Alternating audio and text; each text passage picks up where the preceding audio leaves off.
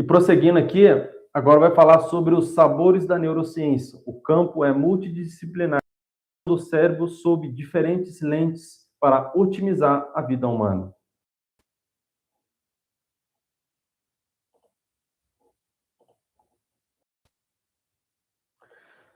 E aqui fala sobre o campo é multidisciplinar, investigando o cérebro sob diferentes lentes para otimizar a vida humana. E ela é dividida, então, em 3 tipos. E aqui começa, então, com neurociência cognitiva, neurociência comportamental e neurociência cognitiva. O que seria a neurociência cognitiva? Neurociência cognitiva seria, então, qual é o foco dela? O foco dela é em pensamentos, memória e linguagem.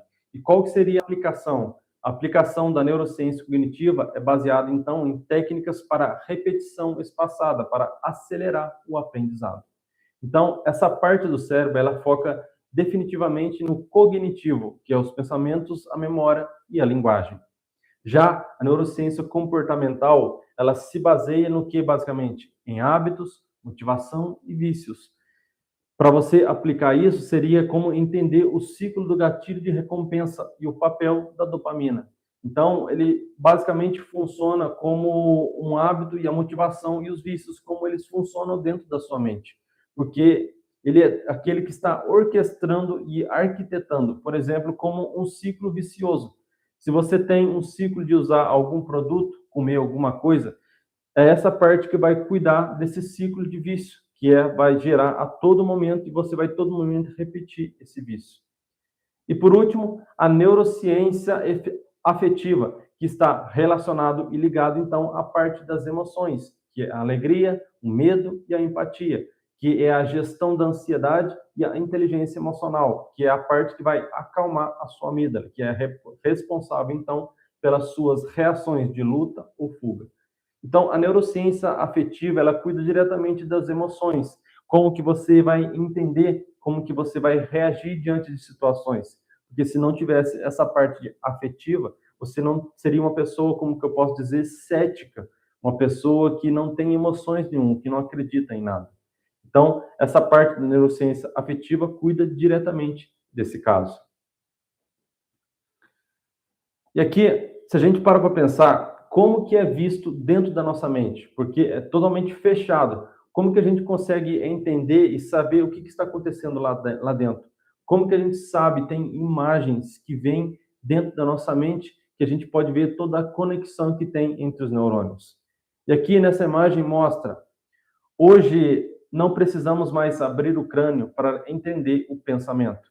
Como que nós olhamos lá para dentro? E ali mostra 2 tipos de coisas que é usada. Primeiro é o EEG, que é o eletrocefalograma, que é aquele momento que está lendo a atividade elétrica. Provavelmente você já deve ter visto naqueles aparelhos que medem o batimento cardíaco, que fica com aqueles tracinhos. No cérebro é a mesma coisa. Esse aparelho ele está medindo a atividade elétrica dentro do seu cérebro, como que você está reagindo diante de situações. Porque, querendo ou não, quando você está pensando alguma coisa, está tendo uma atividade elétrica dentro da sua mente. Então, naquele momento, consegue se ver como que o seu pensamento está influenciando no seu comportamento, como que o seu pensamento está influenciando nas suas emoções. Então, naquele momento, através desse aparelho, consegue ver isso. Já o outro aparelho é o fMRI, que é a ressonância magnética funcional.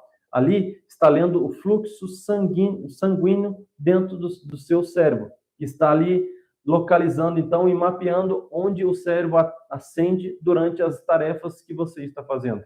Então, momento em que estiver mais cheio de sangue dentro das suas veias, dentro do seu cérebro, é aquele momento, é a atividade específica que você está fazendo, que está ativando aquela parte dentro da sua mente. Então, essas ferramentas, elas transformam a neurociência de especulação em uma ciência observável. Então, isso daí é muito importante para a gente entender, como eu falei, até mesmo nossos comportamentos e como eles influenciam, impactam diretamente as nossas vidas.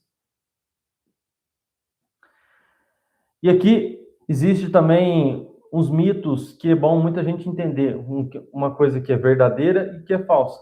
Muitos dizem hoje que nós não usamos apenas 10% do nosso cérebro. E essa é uma das grandes falácias completamente errada, porque nós usamos 100% do nosso cérebro ao longo do dia. A evolução não dispersaria 20% da energia do corpo ou também em uma estrutura inútil. Então, nós usamos 100% do nosso cérebro todos os dias. Outro mito é falar que o lado esquerdo é o lógico e o direito é o criativo. Eles dividem o lado esquerdo, que é o lado lógico, e o lado direito é o lado criativo. E é também uma falácia muito grande, porque ali mostra os hemisférios são parceiros inseparáveis. A criatividade e a lógica exigem conexão intensa entre ambos os lados. Então, eles não trabalham separado um do outro, eles trabalham a todo momento junto um com o outro. Por isso, então, que cai por terra todo esse mito de achar que um lado do cérebro é uma coisa e o outro lado do cérebro é outra coisa. E outro mito é o efeito Mozart, que fala que música clássica deixa bebês mais inteligentes. E essa é comprovada, então, como falsa diante da neurociência, porque mostra que apenas melhora o estado de alerta temporariamente, sem aumentar o duradouro na inteligência. Então, a música clássica não necessariamente deixa uma pessoa mais inteligente, mas vai transformar o estado de alerta dela, então vai fazer ela ficar mais desperta diante daquele som. Então, esses mitos caem por terra diante dessa falácia que se fala muito hoje em dia, porque são pessoas que elas não estudam a neurociência e acabam replicando simplesmente um conhecimento que elas nem sequer sabem do que está falando. E aqui entra outra etapa muito importante, que é a da neuroplasticidade. Uma coisa muito importante também que ele fala, a superpotência do sistema, a neuroplasticidade. Você não é uma estrutura física. A capacidade do cérebro de se reorganizar fisicamente, formando novas conexões em respostas a aprendizados e experiências. Aprender uma habilidade ou mudar um pensamento reesculpe a estrutura física do cérebro. A mudança é um direito biológico. Então, a neuroplasticidade nada mais é do que trilhar um novo caminho. Se você vive uma vida inteira da mesma forma, a neurociência comprovou que você pode muito bem mudar o caminho da sua vida, a direção que você está trilhando.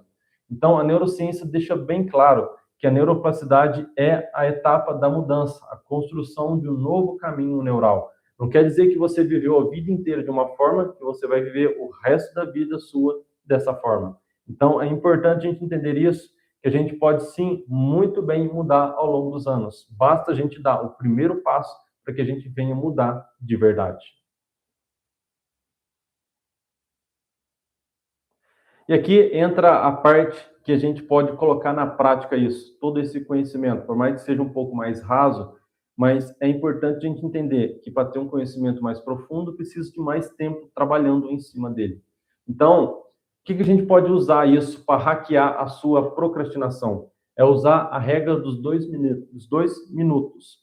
E ali fala, pensar em tarefas difíceis ativa a sua insulina, centro da dor. O cérebro evita essa tarefa para evitar essa dor. Provavelmente aconteceu com você, porque comigo acontece diversas vezes. É o fato de eu pensar em alguma dificuldade ou alguma coisa que eu vou ter que fazer que é difícil, o meu cérebro entende que aquilo que eu vou fazer ou que eu estou fazendo é difícil e faz com que eu não faça essa tarefa ou até mesmo desista dessa tarefa. Então, acaba procrastinando para depois aquilo que eu poderia fazer agora. O cérebro entende que aquilo ali vai te prejudicar diante daquela situação e tira, então, toda a sua criatividade para lidar com isso. Então, como que você pode fazer para poder, então, hackear essa procrastinação? Você pode, então, comprometer-se a fazer uma tarefa por apenas 2 minutos. Ao invés de você simplesmente pegar e fazer tudo de uma vez, você pode, então, quebrar em 4 tarefas. Por exemplo, você começa reduzindo a resistência. Você faz por 2 minutos e esses 2 minutos, eles não vão ativar o seu sistema de alerta de dor. O seu cérebro vai entender, nesses 2 minutos que você estiver fazendo, que você está tranquilo e vai continuar fazendo depois. Depois, então, você faz uma ação inicial. O que seria isso?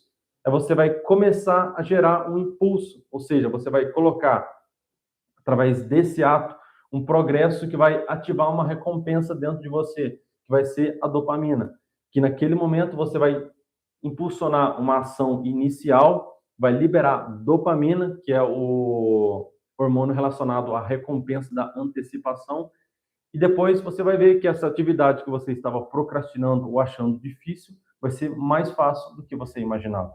Então, essas 4 etapas são muito importantes para você lidar com as situações difíceis da sua vida. São 4 etapas simples, mas que podem muito bem mudar a sua vida.